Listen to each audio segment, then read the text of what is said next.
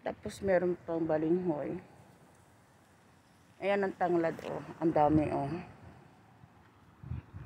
Nakakatuwa, di ba? May tanglad. Para ka rin nasa Pilipinas, kahit narito ka sa ibang bansa. Hindi mo mamimiss yung mga ibang ano natin. Yun yung tanglad, oh. Grabe, ang lakas ng hangin. Yung parang hindi ka naglalakad. Paano ako papawisan ito?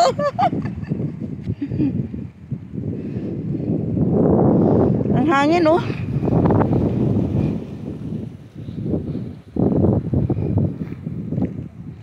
Tapos habang naglalakad ako, meron din ditong kamutihan at saka kangkungan. O, diba?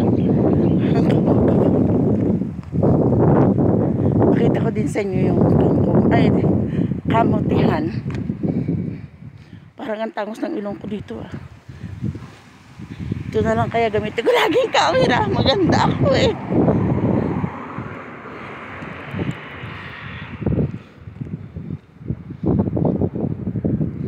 Across lang tayo sa daan. Tapos makikita na natin yung talbos ng kamote.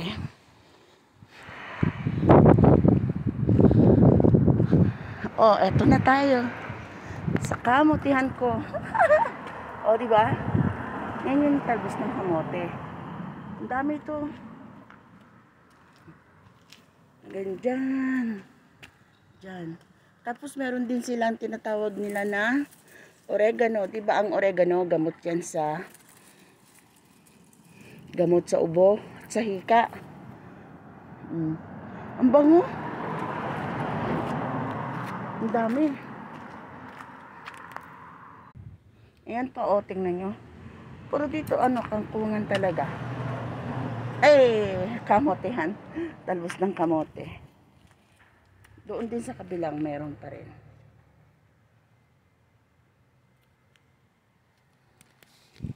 Ang dami talaga.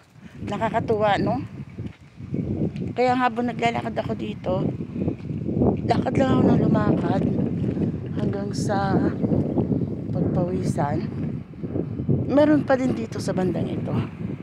Ayan pa rin yung talbos ng kamote. Hindi pala nadiligan pa. Right? Ayan, o.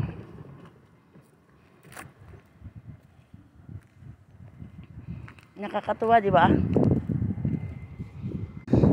Tapos doon sa bandaron naman, merong kangkungan. Nakakatuwa. Yung bang kahit nasa malayo kang, nasa ibang bansa ka, hindi mo mararamdaman yung na malayo ka sa bansa natin. Kasi from dito mararamdaman mo yung nasa Pilipinas ka lang. Kasi hindi mo mamimiss yung mga Philippine food. Dito kasi sa Jeddah, kung naririto ka lang at marunong kang magtanim, kung okay naman yung mga amo, talagang hindi mo mamimiss ang Pilipinas. Katulad ko, I really don't feel na miss ko yung Pinas habang naglalakad lang. Nakakapagod din kung minsan, pero masarap sa pakiramdam yung maglakad. Lakad lang hanggang sa matagpuan mo yung sarili mo habang naglalakad ka. Ganun lang yun. Kung gusto mong makilala yung sarili mo, lumakad ka lang ng lumakad hanggang saan ka makarating yung paa mo. Ganyan ang buhay. And eto yung finally, eto yung kangkong.